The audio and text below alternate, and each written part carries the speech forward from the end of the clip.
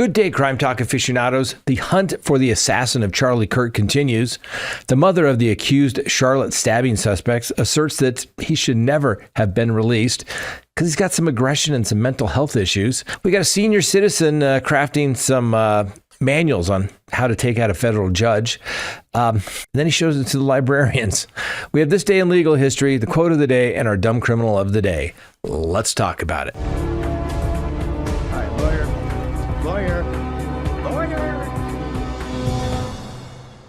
Good day, Crime Talk aficionados. My name is Scott Reich, and this is Crime Talk. We appreciate you being here. We have a great show for you.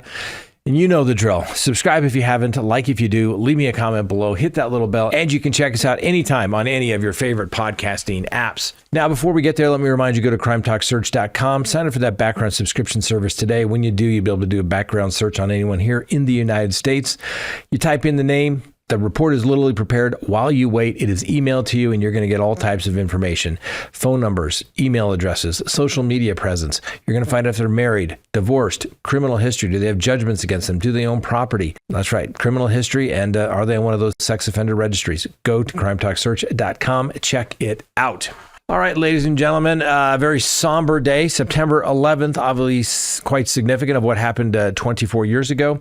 And it is the day after the assassination of Charlie Kirk in Utah yesterday. So let's go ahead and open the record for Thursday, September 11th, 2025.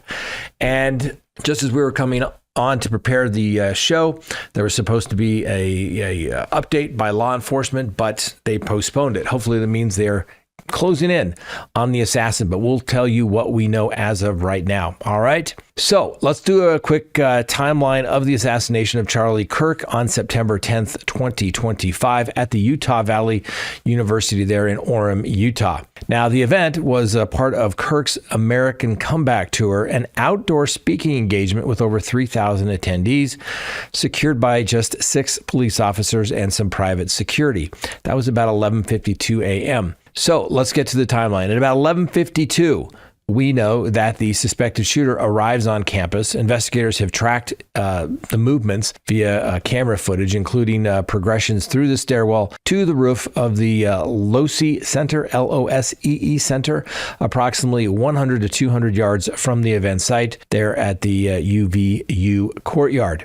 At approximately 12:10 p.m. Mountain Time, while seated outdoors and engaged in a debate with a student on mass shootings and transgender issues, Kirk is struck by a single gunshot to the neck. Video footage captured by attendees show him recoiling, clutching his neck, and collapsing from the chair with visible blood, a lot of visible blood. Witnesses, including attendees by the name of Skylar Baird, about 15 feet away, reported hearing a pop sound, immediately screams and chaos ensued, and the crowd flees. Baird noted that Kirk appeared fatally wounded instantly and described the security as adequate for close threats, but insufficient for a distant shooter on a typical campus day. Then, between 12:10 to 12:30, Kirk is transported by a private car to the Timpanogos Regional Hospital, where he is pronounced dead upon arrival. The shooter, positioned at the Losee Center roof,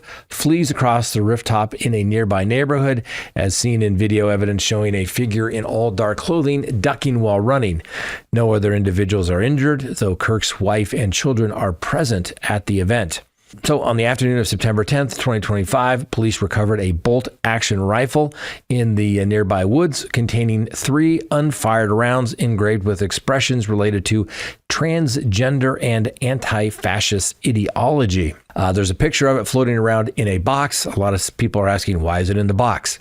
Because it's been seized. It's the box it will go in when it's placed into evidence, wherever its ultimate resting place in an evidence locker will be. Now, the Utah Department of Public Safety classifies the incident as a targeted attack from a long distance. Now, a manhunt commences with 2 individuals initially detained for questioning but both were later released after being cleared of any involvement. One was actually charged with obstruction of police officers there at the university. The other was interrogated and exonerated of any wrongdoing. Then on the evening of September 10th, the Utah Governor Spencer Cox publicly labels the killing as a political assassination. President Donald Trump releases a video statement from the Oval Office expressing grief, blaming radical left rhetoric, and ordering U.S. flags lowered to half-staff through Sunday evening. Vice President J.D. Vance posts a tribute on X highlighting Kirk's contributions to the conservatism.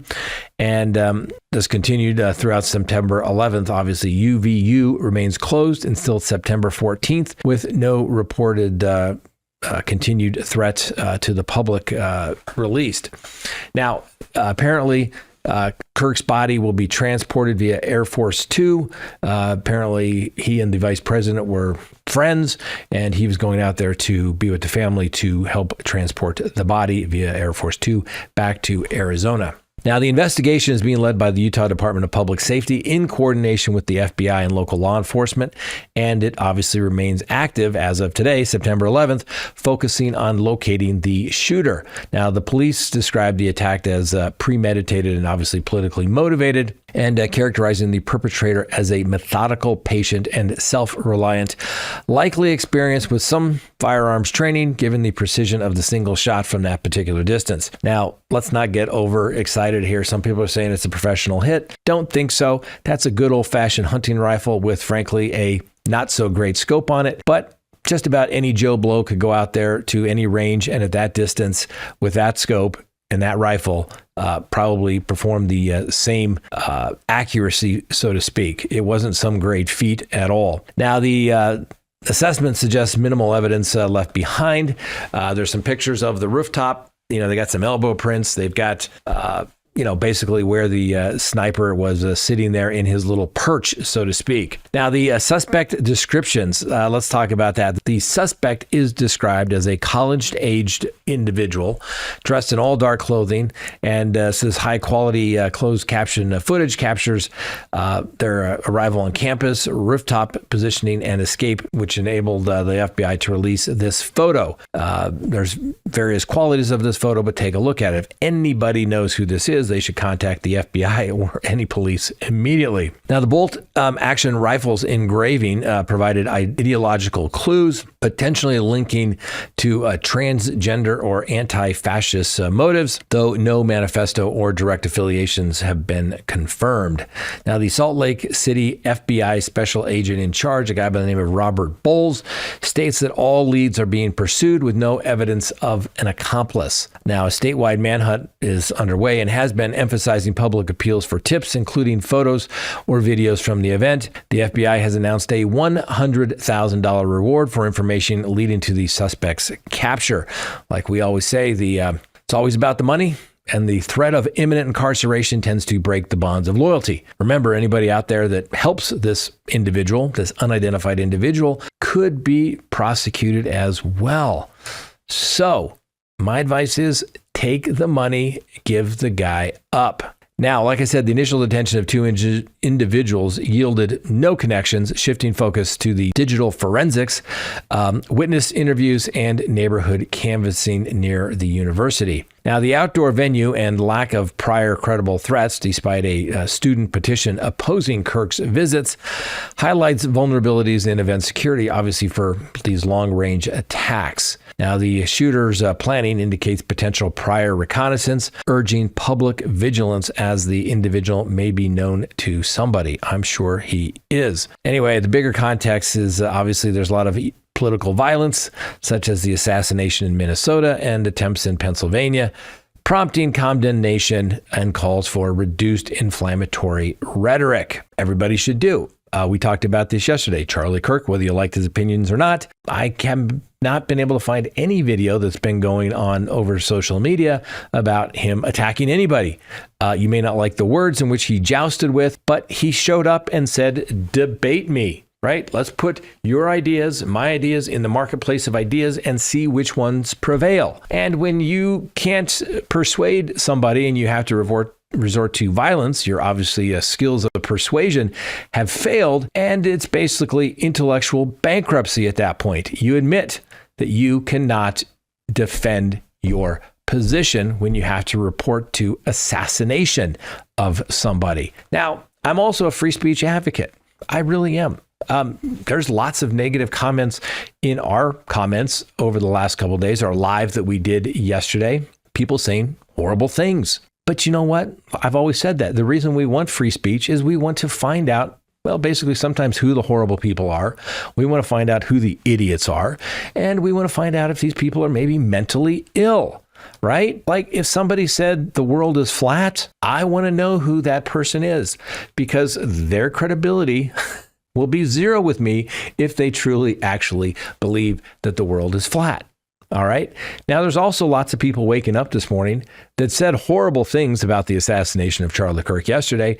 And guess what? They're waking up unemployed because people said, hey, do we really want this person in our university, working at our hospital, working for our state government? Yes, people are waking up, finding themselves unemployed. And as most of your mothers have always said, if you can't say something nice, don't say anything at all.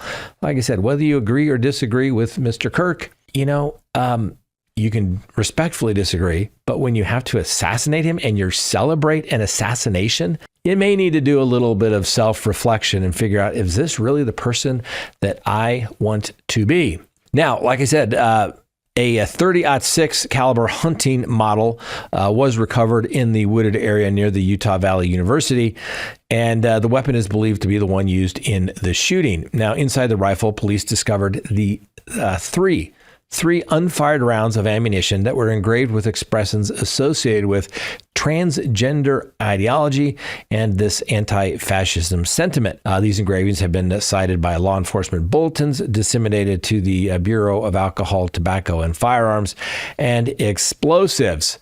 Now, the specific phrasing of the bullets has not yet been publicly disclosed in detail to preserve the integrity of the ongoing probe. However, descriptions consistently refer to them as transgender and anti-fascist ideology or pro-transgender anti-fascism slogans. For instance, the engravings reported include terminology supportive of transgender rights alongside anti-fascist messaging, which aligns with the broader ideological motifs often linked to leftists or progressive activism, i.e. Antifa.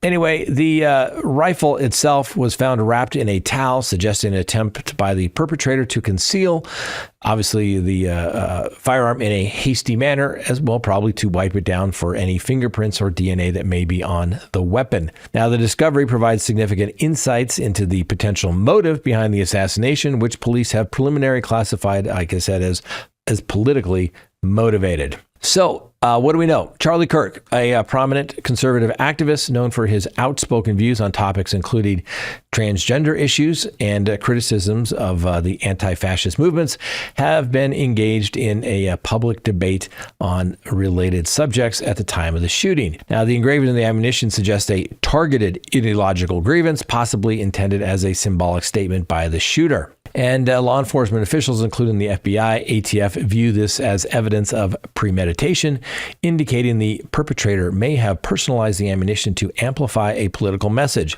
Very Luigi Mangione-ish, don't you think, ladies and gentlemen? Now, in terms of the investigation, the engravings are also being analyzed for forensic traces, such as manufacturing marks or purchase history to trace the ammunition's origin and potentially identify the suspect. Now, ladies and gentlemen, they can do amazing things because of various federal legislation that went into effect back in 1969. Literally every piece of ammunition that is manufactured, it goes out in a box, it goes out in a lot number, and literally they can tell you when it went to the store. Then it's up to the store to determine when it was possibly sold and to whom. It is amazing.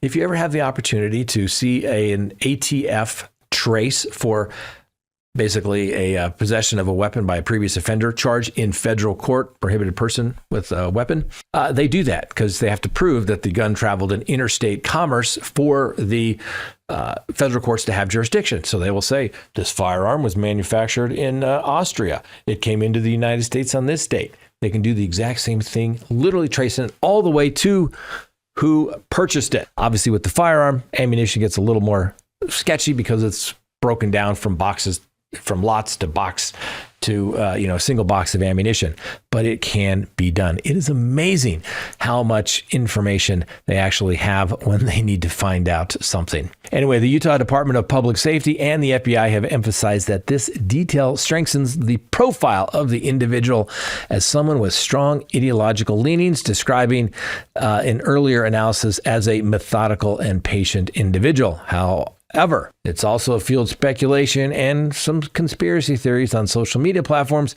with some users questioning the authenticity of the findings and suggest that they could be part of a staged event or false flag operation designed to inflame political divisions. Some people are saying that the alleged ATF retraction of the engraving claims, though no official confirmation of such backtrack has been verified.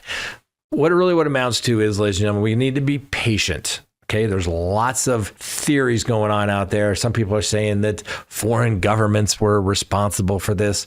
I don't think so. It's going to be some dude living in his mom's basement that got radicalized and saw this as an opportunity to do something.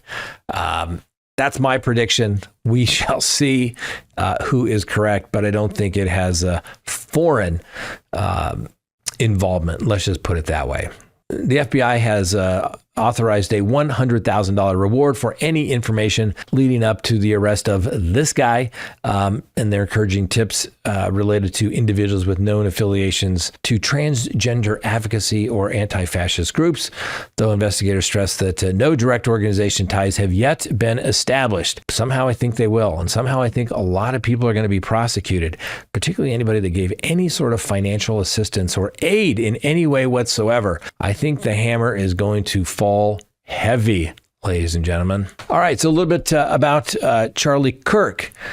He was born October 14th, 1993 in Arlington Heights, Illinois, raised in a nearby suburb of Prospect Heights. His mother worked as a mental health counselor while his father was an architect. Kirk was a Boy Scout, reached the rate of Eagle Scout, and during his junior year at the Wheeling High School in 2010, he volunteered for the U.S. Senate campaign of Illinois Republican Mark Kirk, to whom there's apparently no relationship.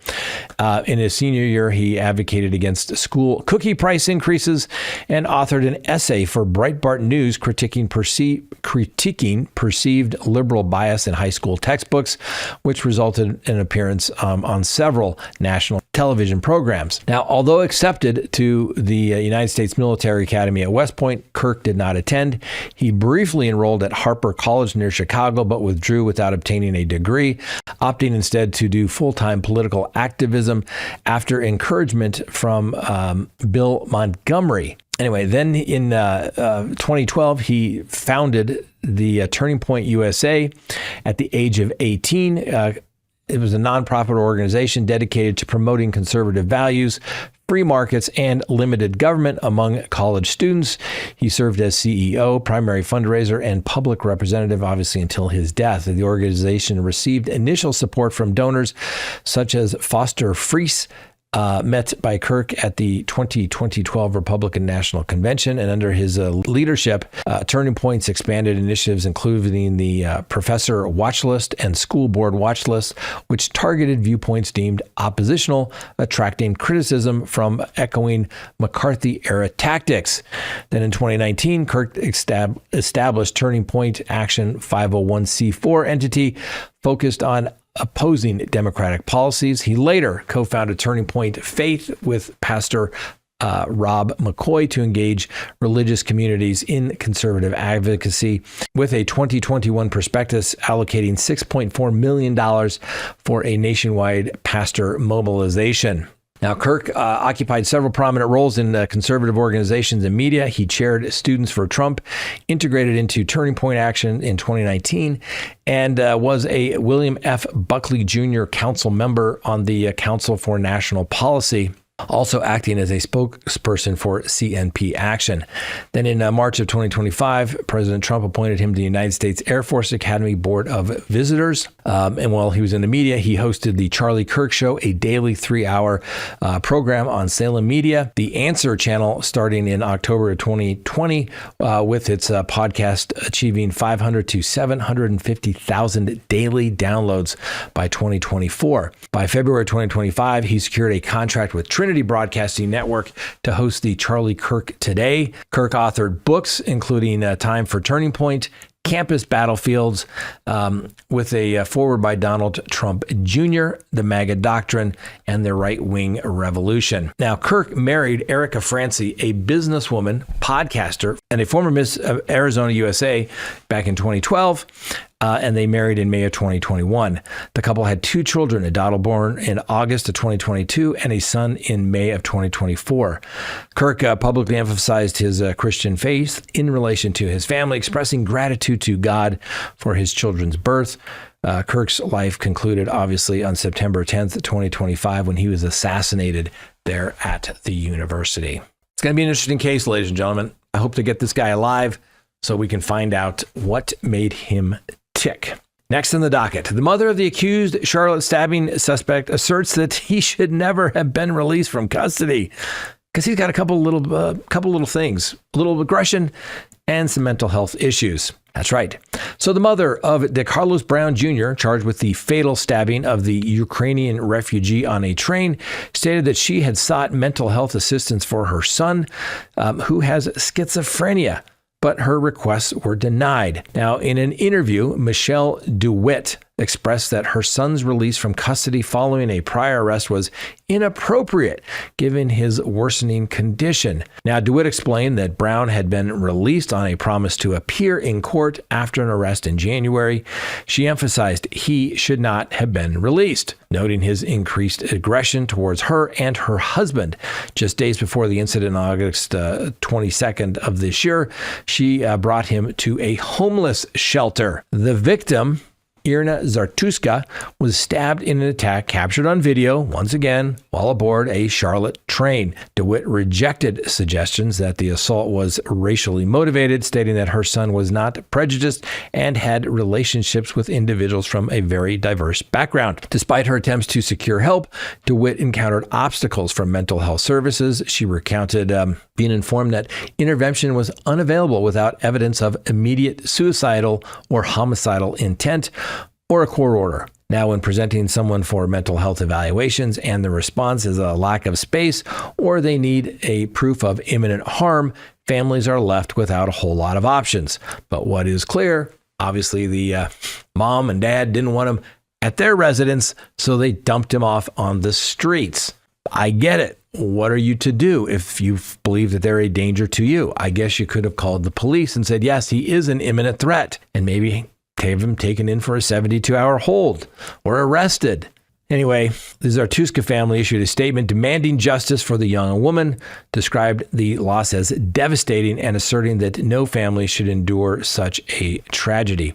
Now, Miss DeWitt intends to visit her son in jail soon to discuss the situation, and she believes that he may or may not fully comprehend the charges. Now, in a phone conversation following his arrest, Brown mentioned delusions about a chip being removed from his brain, which he thought had influenced his behavior, and expressed optimism about a quick release. Yeah, that's not going to happen, Mr. Brown. We'll continue to follow this case. My concern is that Mr. Brown will be found not competent to proceed, and they will do what they can in an attempt to restore him.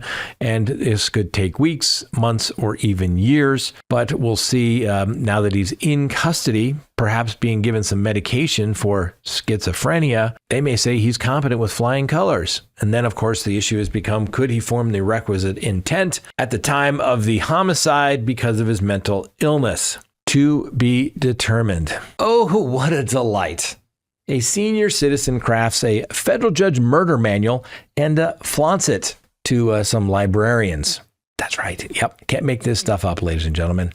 That's right. A spry 72-year-old Minnesotan gentleman was apparently deciding to spice up his golden years by authoring a cheery little book called How to Kill a Federal Judge, and then graciously sharing his literary masterpiece with the unsuspecting folks at the neighborhood library while photocopying it as it were their next bestseller. Please meet Robert Philip Ivers. Now, he's not our dumb criminal of the day, but by God, he's getting close.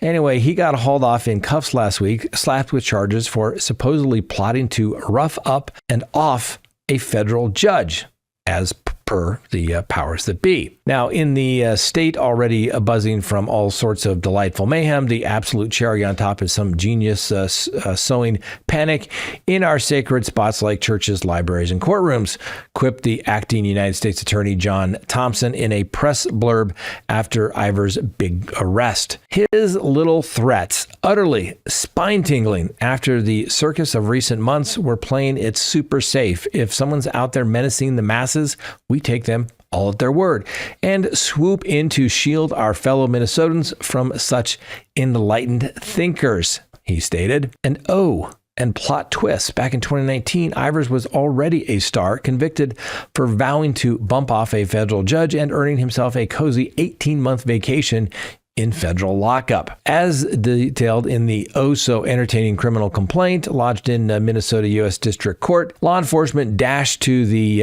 library on September 3rd after tips about a fellow, Ivers, churning out duplicates of his epic 230-page opus. Sleuths claim that he didn't just print it. No, he treated the library crew to a sneak peek, highlighting a special section on slaughtering kids, complete with a cutesy firearm illustration. And for good measure, he allegedly handed over a snazzy 3-page promo sheet touting his magnum opus before sauntering out. His promo boasted how his guide was tailor-made to school radicals, prepping, tracking, ambushing, and dispatching targets like judges, their kin, politicos, and assorted extras. The brutal truth, judges are toast, his scribbling supposedly proclaimed. That very night, the police tracked down Ivers and scooped him up. A poke around his ride turned up a treasure trove, a snapshot of the ex-pope sporting a bullseye right on his noggin, 24 spiral-bound editions of How to Kill a Federal Judge, penned by none other than Mr. Ivers, stacks of those promo flyers, roasters of federal benchwarmers, a well-thumbed anarchist cookbook, a foam container packing a fake toy gun, the CO2 ammo, and pellet stash. And don't forget a carton of fireworks, because nothing says subtle like pyrotechnics. Prosecutors allege the whole screed rants about imagined injustice inflicting on Ivers by the justice machine. He rambled on about those gripes and his oh-so-clever payback plans in excruciating detail. The announcement notes, it's a mishmash of rants and creepy doodles, clearly his own handiwork, plus scribbled vows to slaughter target judges along with their offspring and furry friends. On top of that, the papers say that Ivers made it crystal clear his goal was to scare the pants off of everyone. If this doesn't freak you out, you're already a goner, he reportedly jotted down. The blurb mentions that amid the slew of judges called out in his rant, Ivers had a special obsession with one who ran his old trial and the very judge he'd previously sworn to eliminate. Menaces aimed at federal justice. They just erode the rock-solid foundation of our courts while endangering the lofty ideals of fairness in governments, he wrote. Anyway, the FBI says we and our badge-wearing buddies treat any hint of harm toward judges or public drones with the utmost gravity. No way we're letting that slide. The hair-raising episode proves that we're all on safeguards, that noble souls who slave away for our society and laws. Now, Ivers popped into court Tuesday for his debut, and he was told to cool his heels in the clink until a bail hearing this coming Friday. So my first thought when I went through this story was First Amendment protected speech, but then it went on that his intent was to scare the bejeebers out of somebody. Now the question is, did it actually go to anybody? Did anybody actually see this? And you may say, Scott, what do you know about people threatening judges? Well, I've represented a guy that liked to threaten federal judges over the years, and United States attorneys and Bureau of Prison people. and had a couple of trials on it.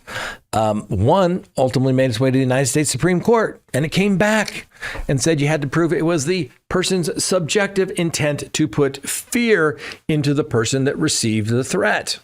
And there's some case law out there that says the judge didn't have to receive it. In fact, one of the judges had died. In that particular case, one of the things was he wrote various letters to various people saying terrible things that he was going to do to them by removing various body parts with various forms of vice grips. Needless to say, jury of his peers, well, they found him guilty. What can you do? Anyway, good luck there, Mr. Ivers. You're going to have a tough road ahead of you. People don't like it when you threaten federal judges. Well, any judges at all, really. It's just not a good move. Next on the docket, this day in legal history. I don't know if you all are old enough to recall, but I can tell you exactly where I was on the morning of September 11th, 2001. I was at my office downtown and somehow got word that they were going to evacuate one of the taller buildings across the street from us that had 56 stories on it. And so everyone basically went home. We heard about the attacks. It was on the news. It was on the radio. And I remember I sent our staff home. And I stayed and worked and just kind of monitored the situation throughout the day, and then went home and just thinking, oh, I just gotten out of the military. Here we go. We're going to get called back up. Got lots of offers to go, but I had very small children and everything at the time. And I thought, well, I had done my part, and the Marines never called me back up again after that. But anyway, I can remember where it was. And the not funny thing is, my son was very young at the time. I think he's 5. Now here he is 24 years later, 31 years old, flying jets, in the military, been in the Middle East. And I don't know, has the world really changed that much for the better? Anyway, so this day in legal history on September 11th, 2001, terrorists allegedly associated with the Al-Qaeda organization hijacked 4 U.S. commercial airliners, 2 of which were crashed into the World Trade Center towers in New York City, with the third hitting the Pentagon in Washington, D.C. The 4th plane went down in a field near Shanksville, Pennsylvania.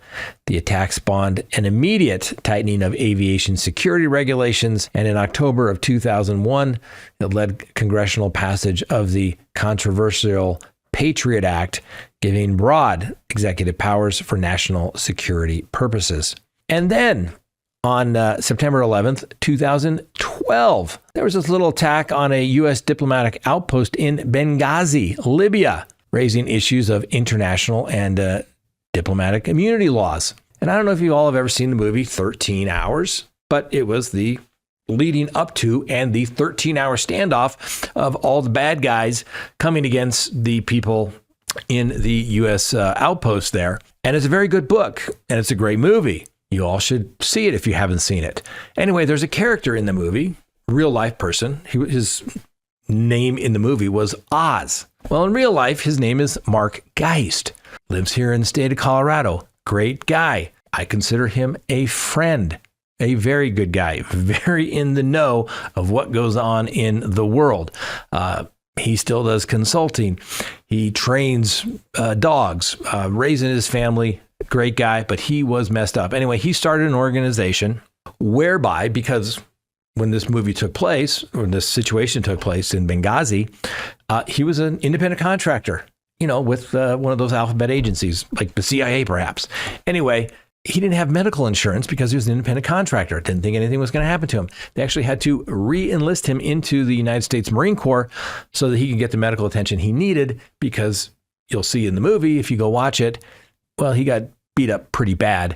I think he nearly lost his arm and his hand, but they were able to put it back together again after lots and lots. So anyway, here's a picture of myself there in the middle with Mark Geist, and I'm not sure who that other guy is on the left, but he snuck in the photo. Next, our quote of the day has to do with assassinations. Assassinations is the extreme form of censorship. That was George Bernard Shaw, 1903.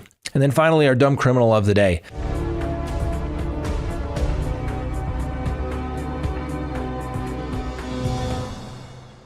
Take a look at this unidentified Oklahoma inmate as he hangs out of the back window of a van in his prison uniform and pleads with the driver to help him escape. Well, needless to say, the Oklahoma Department of Corrections has confirmed that the incident was, in fact, legitimate and not a joke. And this was a routine transport of an inmate, and he damaged the vehicle and was seen hanging out the back window. The Oklahoma Department of Corrections put out a statement, said our officers immediately recognized the situation, exited the highway, and called for additional law enforcement support. Unidentified inmate was safely secured and transported without further incident. My guess is he's going to get an additional charge for criminal mischief for damaging that van and maybe even an attempted escape. Anyway, unidentified Oklahoma man hanging out the back window of the van. You are our dumb criminal of the day. Thanks for watching. We'll see you next time. And remember, the Constitution matters.